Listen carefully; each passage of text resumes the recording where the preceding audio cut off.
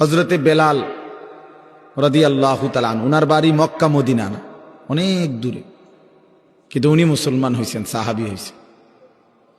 হজরতে হুজাইফা নবীজির সাহাবী, উনার বাড়ি মক্কা মদিনা না, ইয়ামান, উনি মুসলমান হয়েছেন, সাহাবী হয়েছে। হজরতে সালমান, ওনার বাড়ি মক্কা মদিনা না, ওনার বাড়ি ইরান, পারস্য। তো উনি সেখান থেকে আল্লাহ আনাইছে, উনি কালেমাওয়ালা হয়েছে। হজরত আবু হুরায়রা রাদিয়াল্লাহু তাআলা, বিখ্যাত সাহাবী, সবাই নাম জানে। আবু হুরায়রার নাম সবাই জানেন না? উনিও কিন্তু মক্কা মদিনার মানুষ না, উনি দাউস গোত্র, এটা অনেক দূরের, কিন্তু সেখান থেকে আল্লাহ ওনাকে আনাইয়া মুসলমান হয়েছেন, সাহাবী হয়েছেন। কিন্তু আবু জেহেল বাড়ির কাছে, আল্লাহর ঘর কাবার সবচেয়ে কাছে, সর্বপ্রথম বাড়ি যার কাবা ঘরের পরে আবু জাহেলের বাড়ি। জানেন এটা? আবু জাহেলের ঘরের আগে কারো ঘর নেই, কারো ঘর ছিল না। নবীজির ঘরও আরো পিছনে ছিল, সবার ঘর পিছনে। কাবা ঘরের সবচেয়ে নিকটতম প্রতিবেশী ছিল আবু জাহেল। তো কি হয়েছে এতে? কিন্তু বদনসিব, আবুল আহাব কাছে ছিল, বঞ্চিত। এই জন্য এটা আসমানের ফয়সালা। এত কাছে থেকে বঞ্চিত হলো কেন? এত দূরের থেকে আসলো কেন? বুঝছেন না হিসাবটা? তাহলে মূলত ফয়সালাটা কার? আল্লাহ। ইউতিহি মান ইয়াশা, আল্লাহ বলছেন আমার অনুগ্রহ, আমার দয়া, আমি যাকে ইচ্ছে করি দিয়ে থাকি, আমি যাকে ইচ্ছে করি দিয়ে থাকি। এই জন্য বললাম আর কি, আমি সবাই শুনতে পারবে, শুনবে, এটা জরুরি না। আল্লাহ যাকে পছন্দ করে, ইচ্ছে করে, তাকে আল্লাহ তাআলা দ্বীনের বুঝ দান করে। হাদিসের মধ্যে আছে, মান ইউরিদিল্লাহু বিহি খায়রান ইউফাক্কিহু ফিদ্দীন, আল্লাহ যার ভালো চান, কল্যাণ করতে চান, তাকেই আল্লাহ তাআলা দ্বীনের বুঝ দান করে, দ্বীনের বুঝ দান করে। নবীজি বলেন, ইজা আরাদাল্লাহু বিআবদিন খায়রান ইস্তা'মালাহু, আল্লাহ যখন তার কোনো বান্দার ব্যাপারে ভালোর ফয়সালা করে, তো আল্লাহ তাআলা তাকে কাজে লাগান। সাহাবীরা জিজ্ঞেস করছে, কিভাবে কাজে লাগান? কাইফা ইস্তা'মিলুহু, হে আল্লাহর রাসূল, আল্লাহ তাকে কাজে লাগান কিভাবে? তো নবীজি বলেন, ইউওয়াফিকুহু লিআমালিন ক্বাবলাল মাউত, আল্লাহ যাকে ভালো চান তাকে মৃত্যুর আগে আগে নেক আমল করার তৌফিক দান করে। এটাই তারে কাজে লাগাইছে, যে ঠিক আছে, তোমারই দিয়ে আমি আমার সিজদা দেওয়াবো, তোমারই দিয়ে আমি আমার ঘরের খেদমত নেব, তোমারই দিয়ে আমি আমার কোরআনের খেদমত নেব। আল্লাহ তাকে আমলের তৌফিক দিয়ে থাকেন।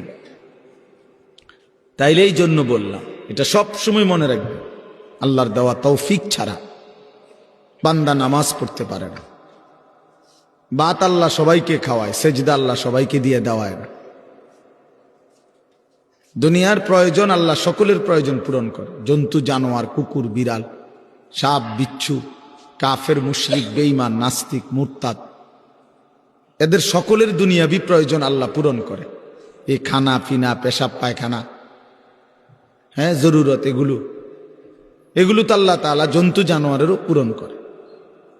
কিন্তু সেজদা, আল্লাহর গোলামি, আল্লাহর ইবাদত সবাইকে দিয়ে আল্লাহ করায় না।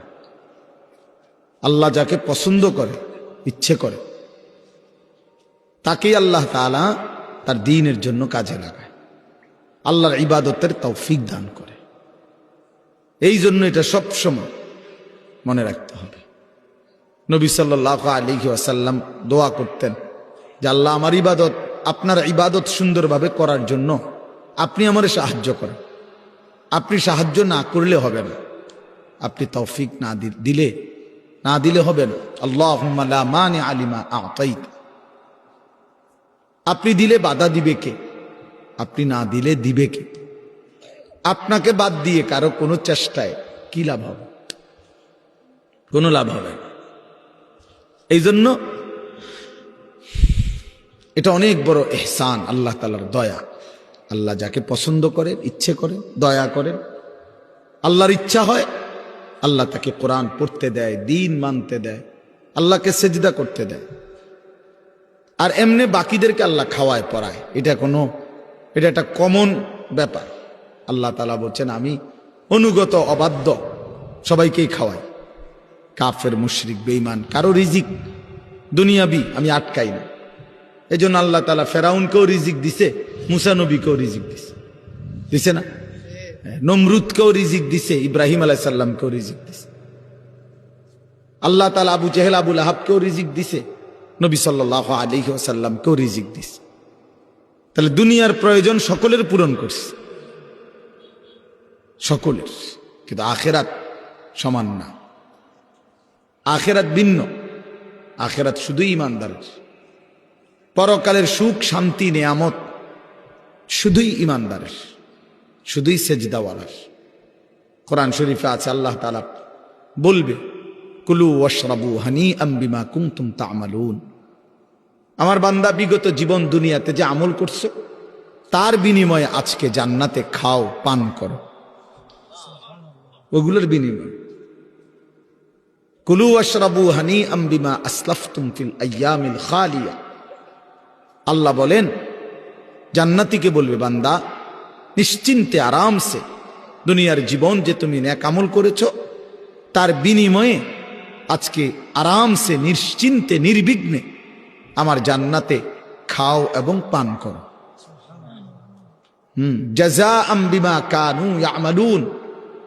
আল্লাহ তাআলা বলেন জান্নাতের এই নিয়ামত বান্দা তোমাকে দিলাম কিসের বিনিময়? জাযাআম বিমা কানু ইয়ামালুন। ওই যে দুনিয়ায় আমল করেছিলে তার বিনিময়। এ তোমার সেজদার বিনিময়, এ তোমার রুকুর বিনিময়, এটা তোমার জিকিরের বিনিময়, আমার গোলামির বিনিময়, আমার বন্দেগীর বিনিময়। এই জন্য আখিরাত শুধুই মোমেনের জন্য, পরকাল শুধুই ঈমানদারের জন্য। এই জন্য আল্লাহ তাআলার তৌফিক ছাড়া বান্দা আমল করতে পারে না, নামাজ পড়তে পারে না, সেজদা দিতে পারে না। কত ছেলে দেখেন না চোখের সামনে এক ওয়াক্ত নামাজ পড়ে না, জানেও না সে মানুষের বাচ্চা নাকি জানোয়ার, এটাও জানে না। হাইওয়ান কিনা না মানুষ বলতে পারে না। কে পাঠাইলো, কেন পাঠাইলো, কে সৃষ্টি করলো, কেন সৃষ্টি করলো, কি জন্য আসলো, কিচ্ছু জানে না, কিছুই জানে না।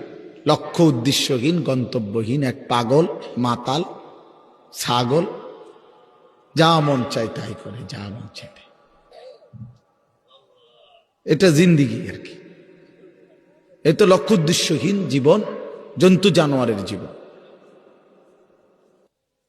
মুসলমান তো তাকে বলে যার সুনির্দিষ্ট গন্তব্য জানা আছে। ইমানদারের গন্তব্য জানা আছে যে আমার গন্তব্য কোথায়, আমার এটা হায়াত, এরপরে আমার মৃত্যু কবর, এরপরে আমার হাসরের মাঠ, এরপরে আমার মিজান হিসাব, এরপরে আমার ফুলসেরাত, এরপরে আমার জান্নাত। আমার টার্গেট জানা আছে, আমার গন্তব্য জানা আছে। আমি থামবো সেদিন, জান্নাতে যাব যেদিন। আমার টেনশন দূর হবে সেদিন, আমি জান্নাতে ঢুকবো যেদিন।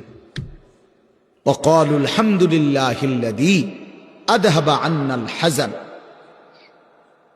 কোরআনুল কারীমের মধ্যে আছে আল্লাহ তাআলা বলেন জান্নাতি বান্দা জান্নাতে ঢুকে বলবে আল্লাহ আপনার প্রশংসা করছি, আজকেই আমার চিন্তা পেরেশানি জীবনের তরে শেষ হলো। আজ আমি জান্নাতে ঢুকলাম, এবার আমি নিশ্চিন্ত হলাম, নিশ্চিন্ত হলাম। আর কোনদিন এই জান্নাত থেকে বের হতে হবে। আল্লাহ তাআলা বলেন আর কখনোই এখান থেকে বের হইতে হবে না।